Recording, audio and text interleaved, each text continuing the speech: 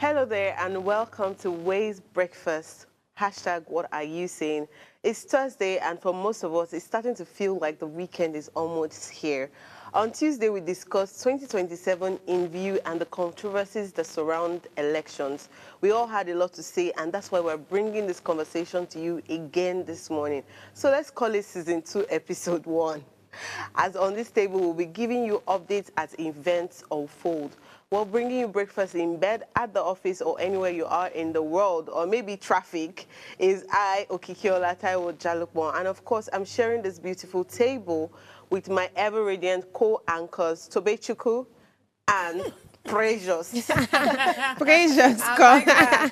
How are you guys doing this morning? I'm doing Let me not well. start with God's beauty because it's me and Oluchi that experienced one very... Traffic. Oh no. It was terrible. I realized again that I'm not meant to suffer in this life. I was not created for such. It was really a terrible one. And I'm very happy that I did not get to the heat of it in the evening. I'm like, what would have happened? I think I would just come down and be crying in the road because I know... Somebody said they actually trekked from 1004 to Yeah. Obalende What? yesterday because the traffic was on a standstill. And sometimes your leg is all you've got. And Critical situation will show you that you have got some Do you superpowers. understand? it's not superpower. So Oh, I'm no. hoping that I don't experience that this morning. Right. And I think that that's one thing that we should really think about when it comes to Lagos and traffic. Right. I think road construction should be done or renovation or whatever should be done at night. At night. Those midnight scenes, I think it's more freer than when it's in the heat of when people are commuting to and Yeah. fro and then one side is blocked, another junction is blocked. And I think that's what happened yesterday. Plus rain. Yeah. So we'll do something about our drainage system. I mean, it's so Yesterday, bad. I saw how bad it has even gotten. As of last year, I used to see maybe the gutter just a bit full with some dead, but now it's pouring out. The sad thing is that on we've the not rain. even gotten to the heat of the rain. Like, it's just drizzling in some areas, and we're seeing we're seeing floods this- like yeah. this in that sense. What now happens when we're getting to that raining season where it's always intense? What's going to happen to our roads? So let me Terrible. ask you, God's beauty, now. How are you doing? Now I can ask you. Jesus is taking care of me. Actually, I'm doing Jesus well. is taking Yeah. care of me. I like. Ah. But yeah, I'm So actually yes, good. I'm Yeah. bringing a game to you people again this morning. Please, Hey, bring the we'll one that start we with know. Oluchi. Okay, yes, I will start with Oluchi. Bring it on. So the game is, which would you rather choose? Oh, okay, I like that. Okay, so somebody, or let's use a man as an example. A man that doesn't smoke, that doesn't drink, and that's very watchful of his eating, portion control. Or a man that smokes but doesn't drink and eats a lot. Or a man that does all three.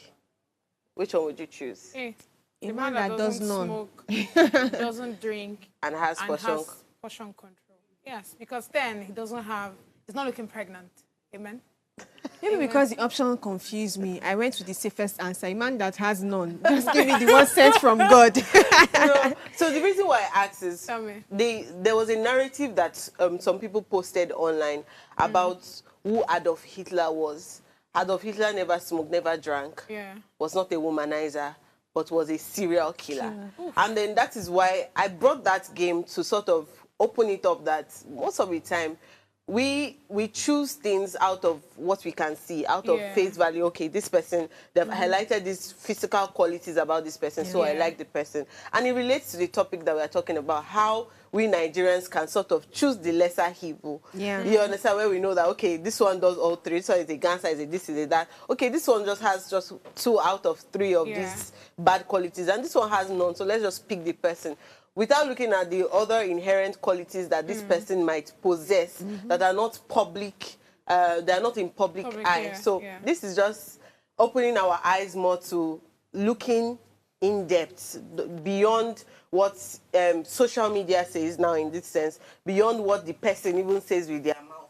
We should start looking deep, look the person in the eyes and figure out what kind of person that person is. And I hope that that also leads us to choosing who our president would be as regards 2027 elections. So if you're tuning in for the first time, this is a show that talks about everything that concerns you. Yes, it's Ways Breakfast.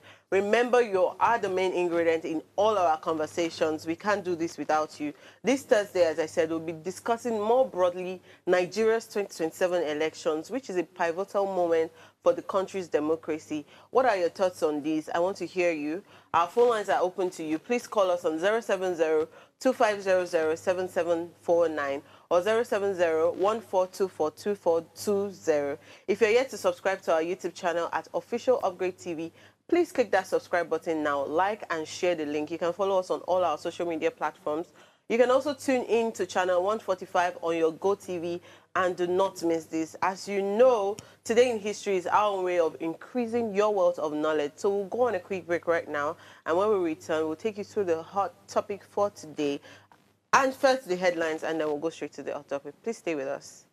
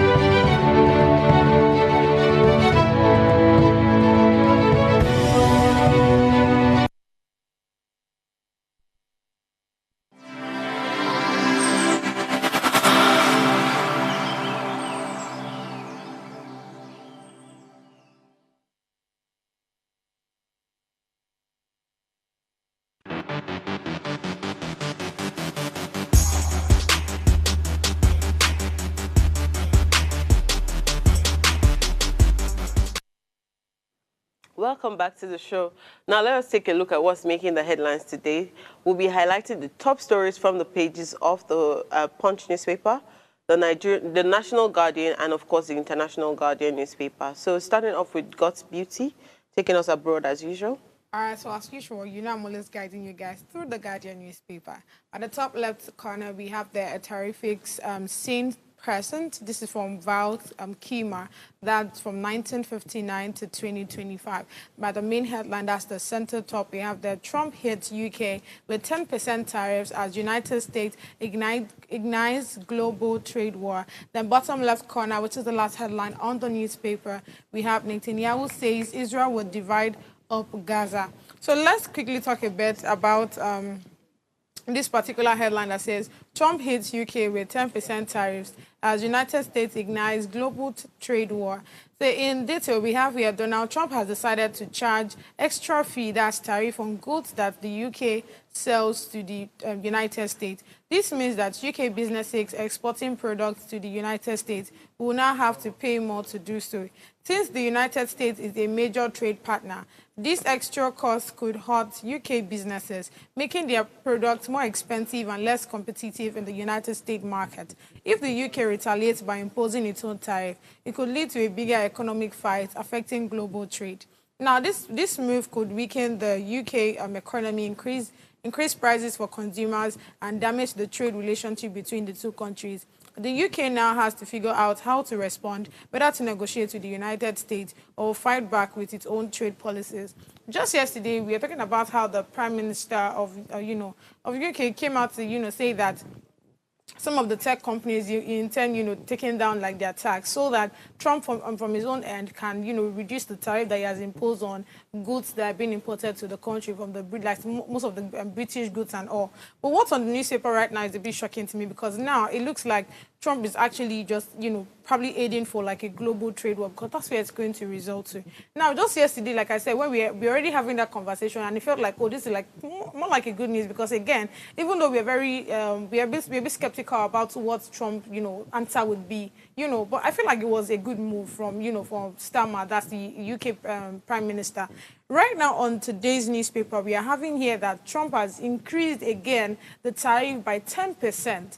And now, of course, I mean, with this news, with this update, it's not looking good. Because yesterday, Trump is already bringing out like a solution to it that, oh, you know, tech companies in the United States, in your country, I know they pay a lot, right, when it comes to tax. And we are looking out, they're looking how we can reduce it so that there's a balance. I mean, they not share equal, you know, whatever. But right now, with Trump, you know, going further to increase the tariff by 10%, I feel like this is not a good news at all. And I'm looking, I mean, the future is just speaking on what relationship would they have now, given that they're allies and they actually do things together. Do you understand? I mean, when we talk about the relationship between the UK and the United States, we're talking about the UK from like the European leaders and all of that, because again, that's like the British goods and all. Do you understand what the angle I'm coming from? So right now that, you know, Trump is not even looking at what Starmer has proposed yesterday, and he's just going for that with the 10% tariff. I really don't know. I feel like this is not a good news at all, and I really don't know what, you know, the UK government would actually do at this point, because again, like I said, yesterday's proposal was a good one. So the fact that Trump didn't even give us a reply on that, and he just went for that to increase by 10%, I really don't know what he's thinking, but I feel like with this his move, it's just, you know, bringing in like the global trade war that, I mean, I feel like that is going to happen pretty soon. What do you guys think about it? It has gotten home too. It has gotten home. Tell me on it. No, I think the Tribune paper also recorded that Trump has slammed 14% tariff on Nigerians. So I guess it will reach everybody. So I feel that there would have been a conversation around what these 10%, how they would have introduced all of these things from the beginning. That's from the White House. And so therefore it has gone past him calling back certain laws to reverse themselves. So because of the process of, according to what I know in Nigeria, because of the process of discussion, documentation, passage and all of that stuff, it might be that that's why there's no reverse. And most people, sometimes you could say something to me, and just because I don't like you naturally, I would not even care about what you say, whether good or bad. So I just feel that he has said what he wanted to do during his campaign. That's exactly what he's doing right now. So I mean, I get it, but again, this is like a threat to the relationship that people have. And that's where, let me not say they are dependent, but most of the times they get, I mean, we have like the China imports things to them, the technology. They do that too to the United States. Same as the UK, there are some other things that the UK people are also giving to them. So if you feel like you can do it on your own, then why in the first place are you guys getting from them? So I feel like I get his point. Do you understand? But again, it's not 100% valid, because all of these things that he's doing is literally just threatening the relationship that they have built over time. Maybe based on the inner documentation. So this is me playing the devil's advocate here. Maybe based on the inner documentations that are not for public eye, he has seen that it is necessary for him to impose tax on his fellow brothers and sisters. He doesn't take down the United States the way we see it, though. Yeah, very true. I was going to say something about manifestos when you mentioned that, you know, he had spoken about it before his election. And it just makes me realize that maybe as citizens, when we just want to have people in power and when they give out their manifestos, we really do not know the implication of many of the things they say. Maybe because of however they've written in the debates that happen, it seems almost like, yeah, this can work. But then when it happens eventually, it hits us in a way that we are not ready for. Looking at the example of the fuel subsidy stuff that we're talking exactly about. What I wanted to say. Everybody has been criticizing it, but it was something that was in the books. It was something that was inevitable in that sense. It was going to happen.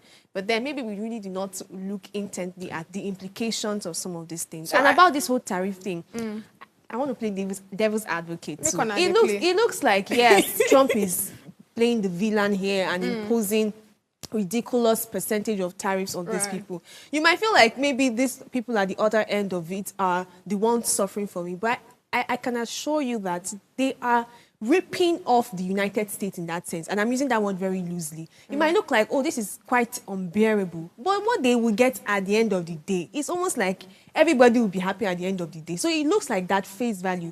But if you look critically at their market, the trends, and the progress they've made so far, using the United States as, you know, a battleground for their market, shows that they get as much revenue. So the tariff, I don't know why they are going back and forth with this tariff. I think every president would want to have their nation, you know, in mind. They want to just do things that will favor them and get more revenue. So if you are coming to import to us and you're just selling and you're making off our money, we have to find ways to make money off you as well. So that's how I see this whole tariff thing. But of course, when it came to Nigeria, I changed my advocacy. You can imagine. And I think that's how it is. So let me take you through the Tribune paper. Really not much story here, just two major headlines and the other congratulatory message from Tanita Security Services Nigeria Limited. And I really do not understand what's happening there, but it's a congratulatory message. Above that, the major headlines will be NNPCL shakeup, mixed reactions, trail Kyari's removal, appointment of Ojulari and Kida. And on the story of the Edo gubernatorial elections, Okpegbolo floors PDP AAAP as tribunal dismisses petitions against his election. All right, so I think just very recently we saw, you know, our president having to, you know, suspend a particular leader in the NNPC. Let me just read the story that I found from other sources. It says, in a significant development on April 2nd, 2025, President Bola Ahmed Tinubu restructured the leadership of the NNPCL. And this overhaul resulted in the removal of Mele Kyari as Group Chief Executive Officer and Chief Pius Akinyelure as the board chairman, along with other board members appointed in November 2023. The newly appointed 11-member board is now led by Engineer Bashir Bayo Ojulari as the GCEO and Amadou Musa Kida as a non-executive chairman. All right, it says this shakeup has elicited mixed reactions. The Conference of Nigeria Political Parties, CNPP, commended President Tinubu's decision, viewing it as a pivotal step towards restoring accountability and transparency in the oil sector. Conversely, some industry stakeholders have expressed concerns about the frequent changes in NNPCL's leadership, emphasizing the need for stability to foster investor confidence and operational efficiency. I don't know how to really react to this story because the media or some of these sources just gives us like a very summative, you know, conclusion of whatever must have happened behind the scene. But the claims here are that the president, of course, probably due to some investigation, have realized that these people that were there before are not fit for it. And it's quite shocking because the administration was very short-lived. They were appointed in November 2023, and in April 2nd, 2025, they already been asked to step down. And complaints have been about their, you know, administrative responsibility and how it's not going exactly as it should. Well, it reached, I use the pidgin language, it reached to talk about that one because NNPCL recently and private sectors, we've been having back and forth and all of that. But it's very concerning when we're having frequent removals of these leaders. Can we have one that is suitable for this? Because I know the way leadership works in any of this sector is there's a lineup of people that are waiting to be there. Right. So if there's a frequent change, how sure are we that the others that are lining up have not been contaminated by those that were there before? So we'll keep having these frequent changes if it's just the same across board. But of course, people will have mixed reaction to this. Some stakeholders are like, no, this is not necessary. Some others are like, yes, this is necessary for the betterment of the NNPCL and that sector in general. So let's see how much of an impact this has. Not just the NNPCL, really. I think, as you mentioned, that people can have mixed reactions to some of these kind of news of removal, and that's the same energy they always relate to government officials, like public servants in that sense, where they'll say that, oh, if the governor is not doing well, impeaching. If this one is not doing, remove. Don't waste time. Remove, impeach. You know, all of that. So, but when it now comes to NNPCL, so mixed reactions, obviously, where they would now say, no, that's not good. That is bad. This is this.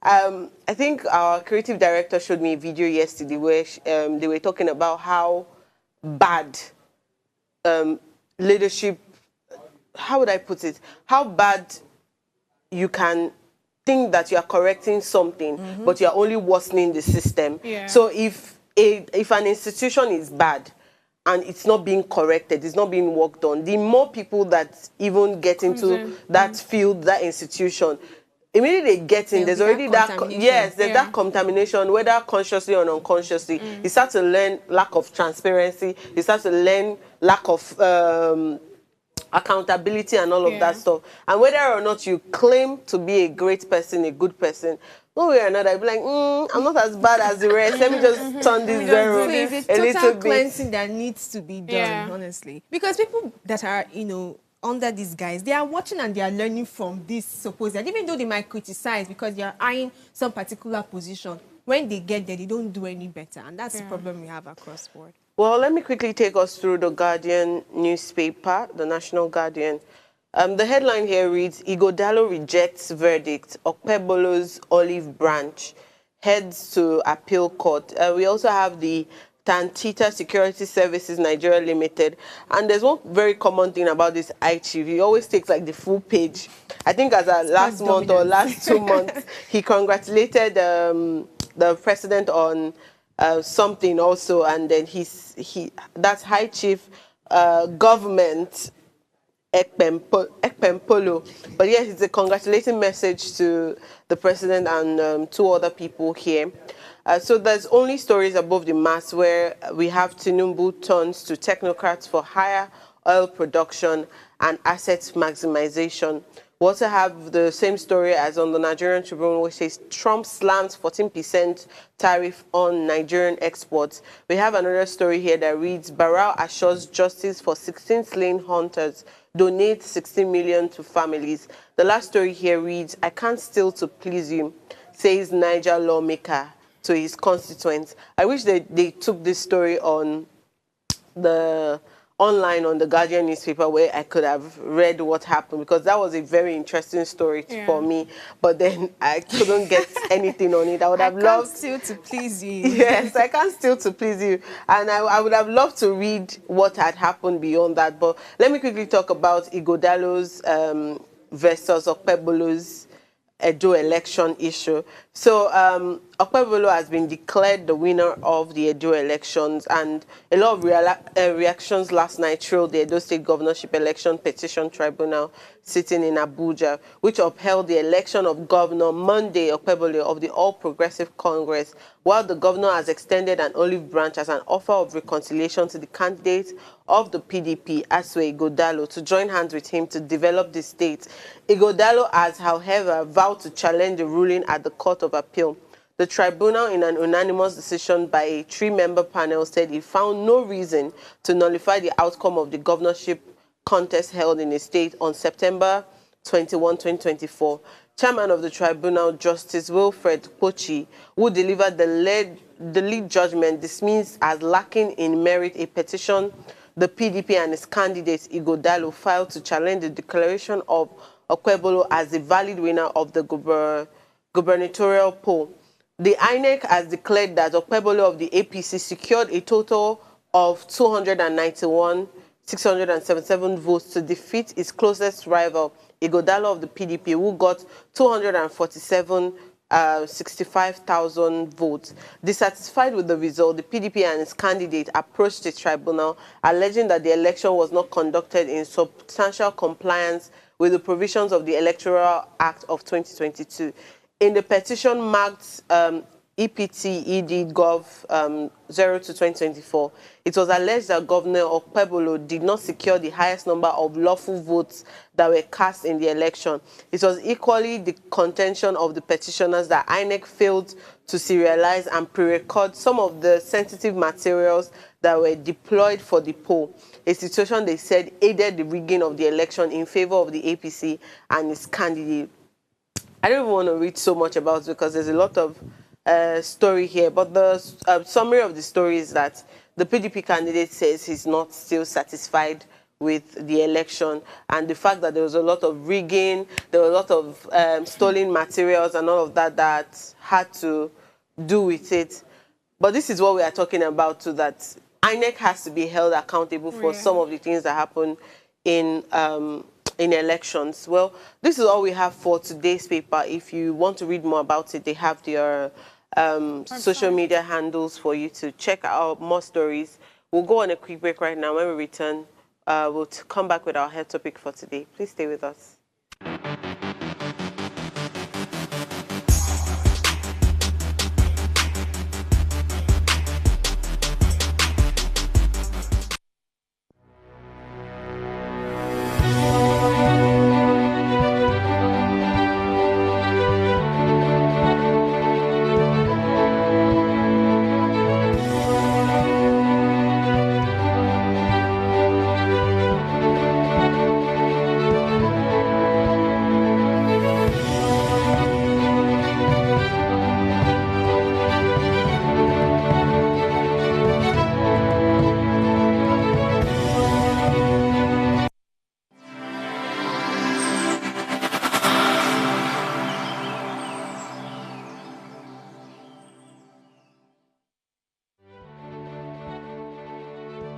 Nigeria, by extension Africa, battles a growing youthful population and with little or no meaningful engagement leaves a ticking time bomb on our hands. We are a blessed continent with great wealth, both in people and material. Our focus on ways remains driving conversations that affects us all. Topics in the news, social concerns, politics, leadership, governance, empowerment, resource management, conflict management, finance, SME sustainability, technological innovation, food security, health, education, brain drain, our well-being, citizenship, and much more. Our goal is to continuously drive these conversations, keep them burning at the table to effect a positive change, both for our nation and continent. Ways, what are you saying, has a secret ingredient that completes the conversation every single episode, and that ingredient is you. Our past conversations shaped our yesterday. To shape our tomorrow, we must keep talking. So, I want to hear you. Be a part of our live conversations Mondays through Fridays. And let's all have our say.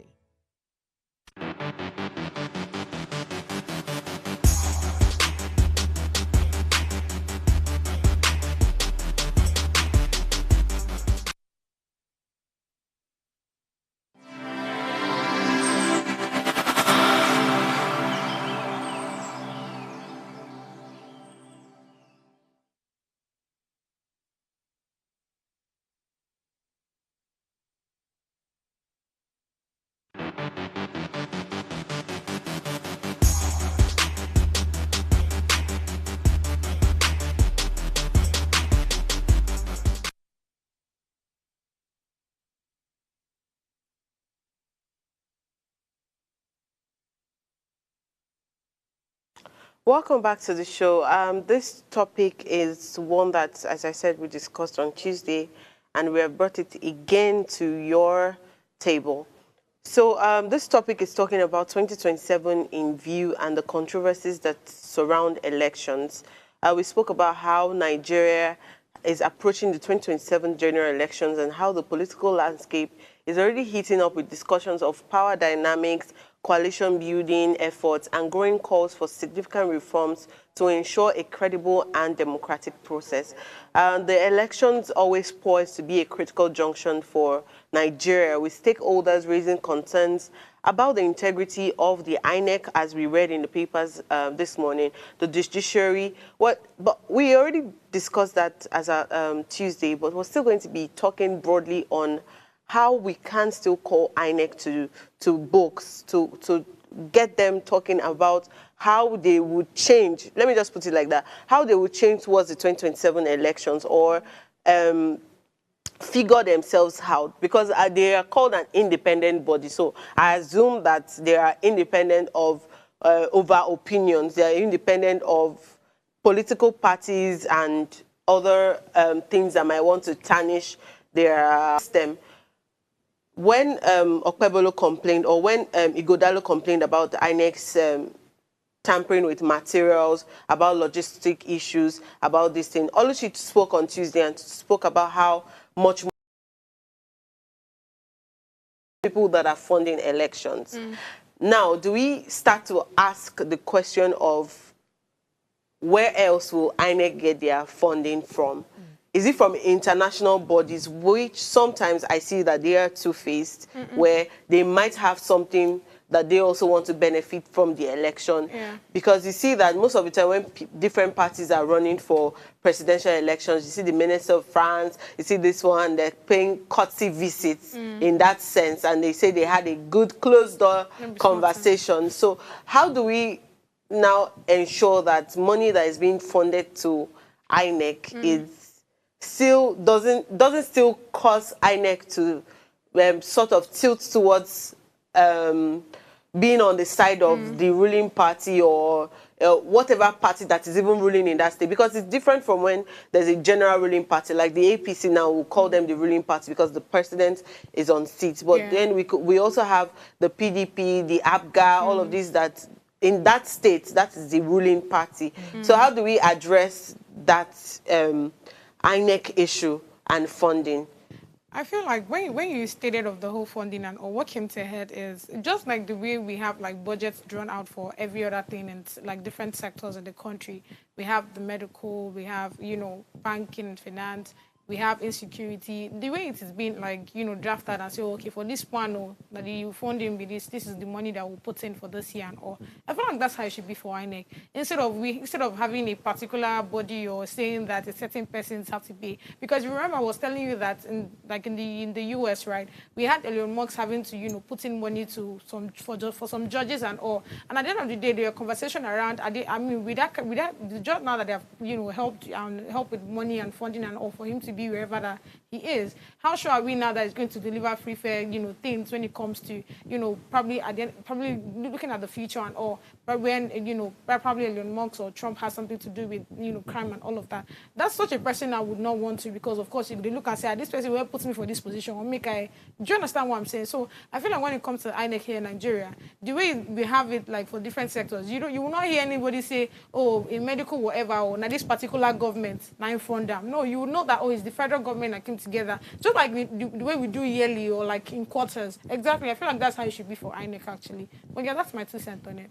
But when you were mentioning Elon Musk, it sort of sound like this is an independent, business person now investing in the judiciary system. But is it possible for that to happen us to have it happens that now. Yes, I know it happens, but it's not a public discussion like where people are sure that someone like Dangote put money into the development of a certain, maybe the Supreme Court or the one me I've heard of course this is allegedly, is that many of these private individuals that have the resources to pump into elections, I think many times they will not concentrate or want to focus on the neutral body like INEC to invest their money in. So it's almost like they are forming their they are pledging their allegiance to other parties. Yes, maybe the because the candidacy of or the winner eventually will have some pay them some favor. So that's how it is. And talking about funding for INEC, I think we can't take away the federal government from it. And many times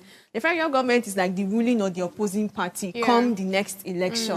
So it's still almost like they are at the mercy of these people. But I'd rather maybe suggest, just very, very lightly, that this funding can be spread. I mean, it should not be 100% from this source. You mentioned it. You mentioned international aids and grants. Even though it looks like why do we want to put ourselves into more trouble? But if we have at least in its 20 or 30%, it will still take away that bias, that hidden bias that we think. So apart from the federal funding, like you have mentioned, we can have private individuals, we can have international aids and grants also, you know, pledge their own put out their own resources to help this official, because we cannot take away the fact that at some point, you'll have to get maybe their 70% or their 60% from the federal government. Another thing I'm going to mention is the timing.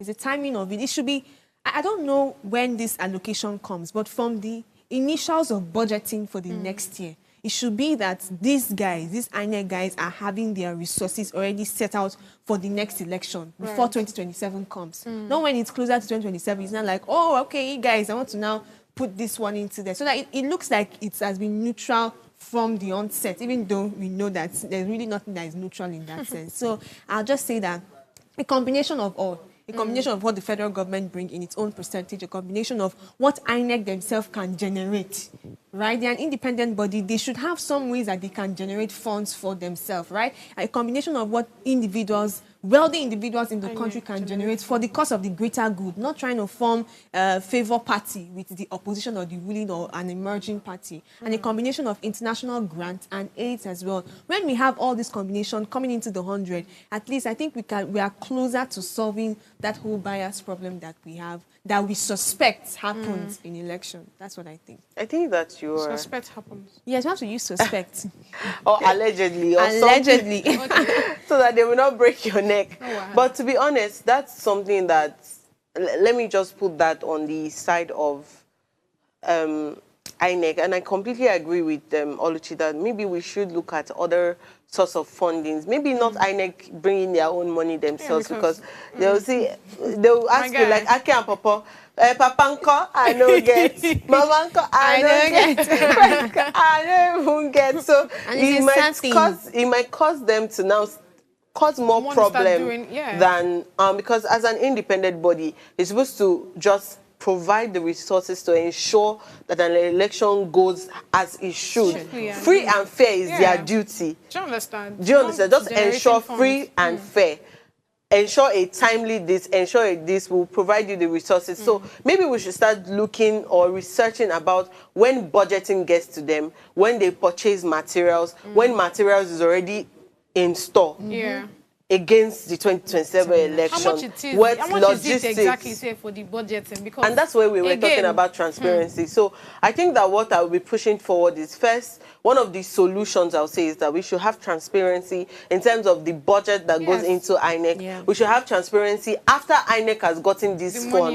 We should have transparency after the elections from INEC. Most of the time, it's the international bodies that will come and tell us that INEC spent, or situation rooms that will tell us that this is how an election went, this is what they spent, this is this. So maybe INEC as an independent body should now opt for transparency, where they can now talk about how they spent it, how elections went, the time they got the money, the time they got the election materials, the time that they got to the polling unit, and all of that stuff, and all the logistics issues that happen. So now let's talk about regional and ethnical biases when it comes to elections also.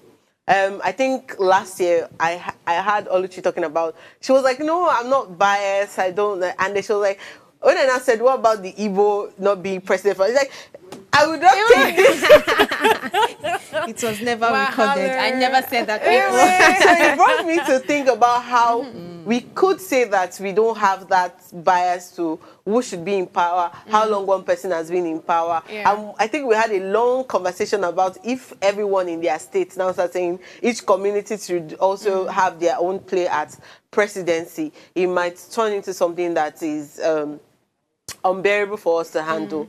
So can we really take out the idea where when somebody picks a Yoruba, there's this, maybe as a president, there's this unspoken rule that you have to pick maybe an Igbo person or an Hausa or a Fulani person as your running mate in order to buy sympathy. Not balance, in order to buy sympathy from that group. Because you could be in a state where the most popular, the majority are Igbos, and then the minority are Yorubas. And as a Yoruba person, you might want to run for, let's say, chairmanship. And you will now see that, okay, let me just take my vice chairman as an Igbo person so that I can sort of find sympathy with these people, with this group of people, and they can vote for me, regardless of whether they want to do something good in that space or not. So do we really take out regional or ethnic biases when it comes to elections in Nigeria? Bias, because that Muslim ticket thing was a very huge talk. So first, can we talk about ethnic and regional presidency or governorship or whatever position in that sense? Speaking from hope, maybe one day in the future, but as it is now, we don't yet have that diverse participation of different ethnic groups in politics, and it's a major concern.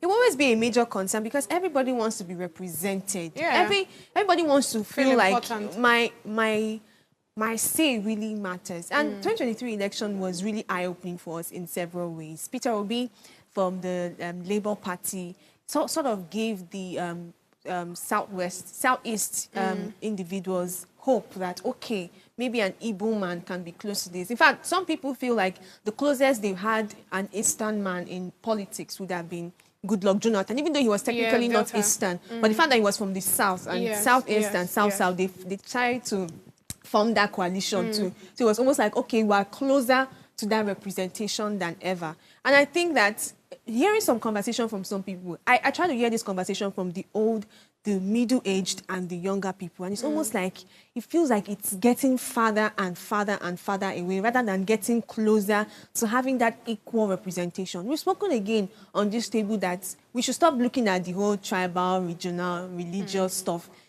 In as much as we want to, yes, focus on competence, we want to have competent people who really deserve this position role. We can't take away the fact that Nigeria is a diverse nation. Yes. I think the Ways Primetime promo video always mentions that diverse. We need to have that diversity across board. And you might say, yes, but that's happening in different sectors. The major position or major seat that has not seen that diversity has to be the presidential position. For the longest time, I don't want to repeat what I've been saying over time and over time again, but I think it's a call to have equal representation across board. And I'm not saying this for other tribes to start maybe having sympathy on us, but also we, the underrepresented in that sense, to come into that unity. You know, Uma mentioned when we were going back yesterday that there's this, ideology with the Eastern people where that's commonality to come together and really get what you want isn't there. And, I think I wouldn't blame us totally. What happened at the Civil War was, it was traumatic to even make us to want to be in our lane. Yeah. That Civil War experience, many people do not talk about it, but it really did something to the Igbos. True. It did something to the Easterners. So that commonality and coming together to form that collaboration, it would take a long time. Yeah. We did form a collaboration. We did want something based on some different extremes, and it didn't go well. Yeah. We suffered for it in different ways. So now coming back to now want to take this thing, it's a fight that eats deep. So I'd say looking at it from different areas, we're going to be looking at the other regions, having sympathy in that sense. And we as people going away from that sympathy to go for what we want. Peter Obi was that candidate that made it almost, it gave us like that glimmer of hope that maybe this particular underrepresented people can have a chance in that particular position. And I'm saying underrepresented, not that the Igbos are not represented in other sectors and areas. They are. But we've been eyeing that position for too long because we've not had it for the longest. So I understand that, this dynamics will happen, and we're a diverse culture. We need to have that equally representation across. But then I'm wondering how it's going to happen because a lot of things are eating deep into these Easterners and other. I'm going to speak for the Easterners because I don't know what happens in the South because I'm sure it's not just Easterners. Look at the presidential seat. Many people that take that seat are usually what the Hausas or the Yorubas. In fact. Apart from Igbos, we don't even see people from Benue there, from Tiv there, from different... Nigeria has a whole number. So why is it that it's just secluded for these particular people? If it's not Yoruba, it's Hausa. If it's not Yoruba, it's Hausa. Those kind of things can even make people grow some sort of apathy towards election, and we keep having this back and forth. I'm speaking like a pained Igbo girl because this is not as objective as I want. Like she doesn't. We're just like a pained Igbo girl that is talking. People can see that bias came again. But we'll go on a quick break, very short break, and then when we return, we'll hear from our beautiful God's beauty. Please stay with us.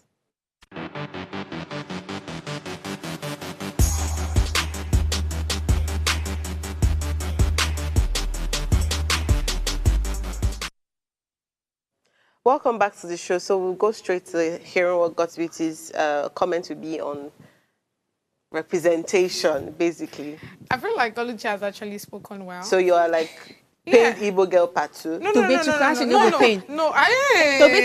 pain. So that's the thing. In as much as for everybody that's listened to me before, you know for sure that I'm more about, competent, over any other thing. But again, human, there are a lot of things I feel like should be taken out because, again, it's supposed to be humans versus humans, not women supporting women and all of those bullshit that we keep hearing.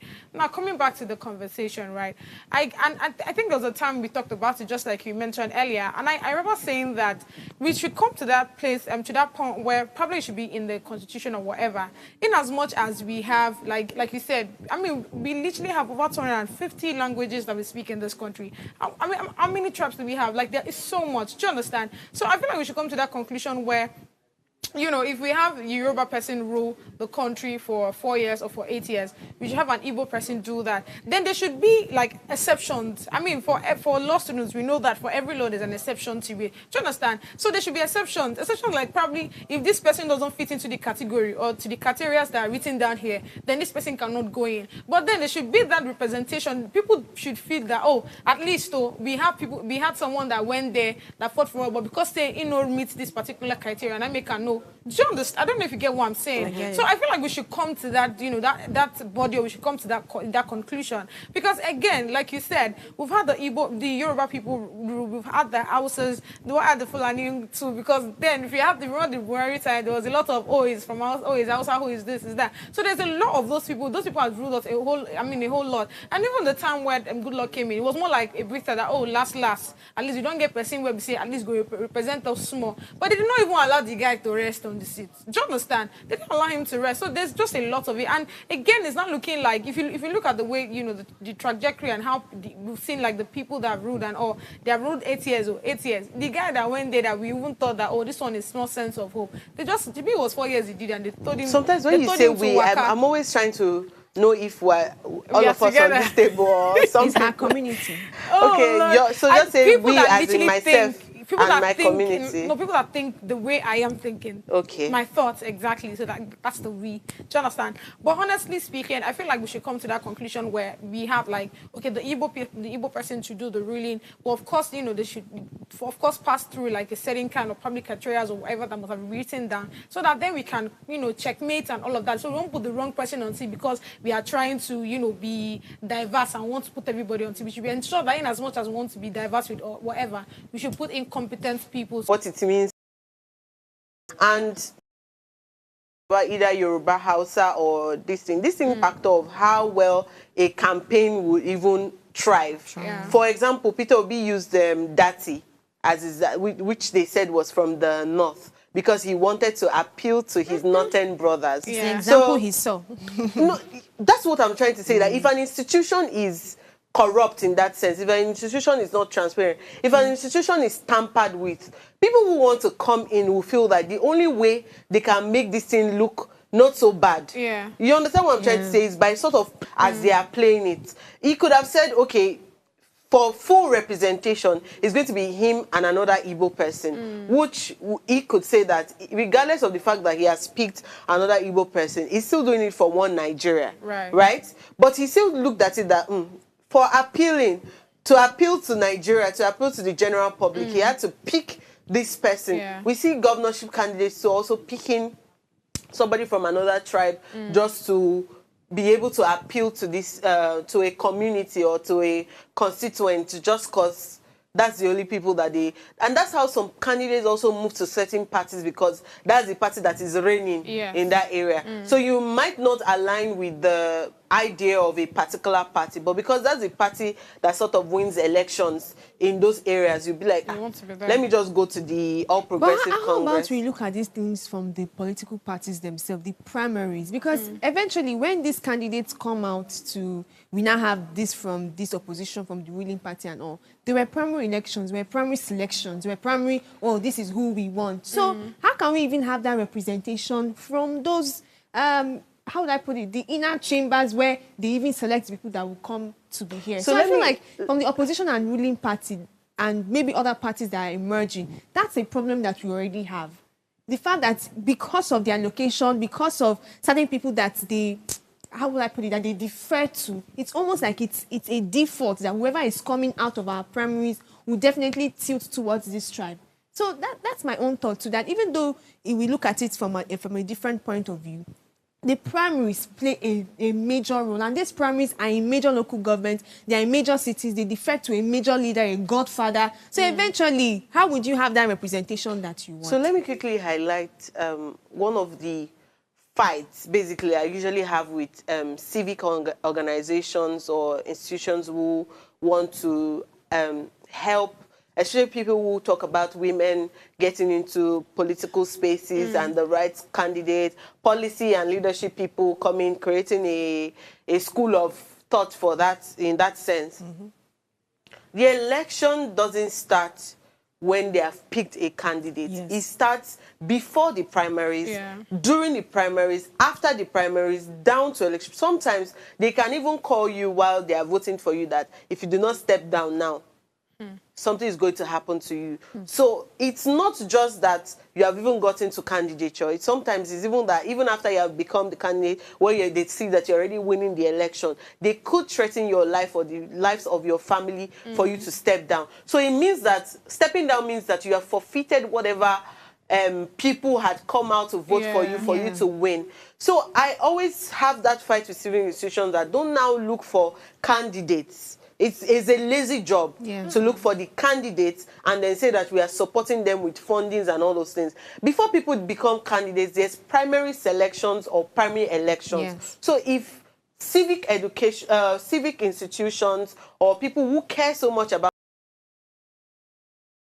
in general to get into power should start supporting women before the election. From the point where I open my mouth to say, I want to run, they should now start looking at influence. I'm not talking about financial support. It's now influence, because most of the time it's what they whispered that would stick, and they'll say, okay, I have selected this person. Go and tell the constituents that this is who has been selected, or this is who will be elected in that sense. So this is me talking to the civic institution. This is also talking to the party members that we should now start looking beyond what would sit well for people or what would sit well for personal gain. Na Yoruba, Emilio Coin in that sense, and everybody that was also... Because if we look at it, we are also saying that because Peter Obi wanted to... is it an Igbo? There was still that our local thing that also happened, that he didn't have to say it out, but in the mindset of this, and it was also like, this is our turn to also, we are close to, so let us grab it. I don't know if you get what I'm trying to say. So there's this mindset of, it is us, it is our turn. Maybe if we stop looking at that, from the party structures to candidacy to constituents in general, because it was even people that carried this Emilokon that now even started putting it on their forehead. Some people went to tattoo it on their body. It was a crazy election, 2023, and now we're going into 2027 where they are now starting to look for who else is going to represent, who's going to come, who's going to win, and all of that stuff. But honestly, it is well. My own wrapping thought is we really need to be more involved with these primary elections. I think the biases are very heavy there. And whatever decision is made there is what they will now present to us. And we have no option but to choose from any one that is presented to, whether it's lesser evil, middle evil, or higher evil. So the point is, I don't know how we can get more involved with what happens at that grassroots, because eventually that's what they will chunk out to the public to now make their decision. So Godspeed, do you have a wrapping shot? To add to what she said, intentionality is what will take us there. By the time each and every one of us understand that this is what we want a better, a better person on set, not someone that is lesser evil or whatever. Then we should go in total to know who exactly this person is and know if we want to vote him in or not. Yeah, that's my pattern shot. So I'm sure that I will not face traffic today in Jesus' name. Amen. But this is saying thank you for joining our conversations every single time that we talk about any topic that concerns you, that concerns us on this table. I hope that you use this opportunity to follow us on all our social media platforms and follow us on YouTube too at Official Upgrade TV. We'll come your way again tomorrow with another banging topic that you should come and listen to. See you tomorrow. Bye-bye.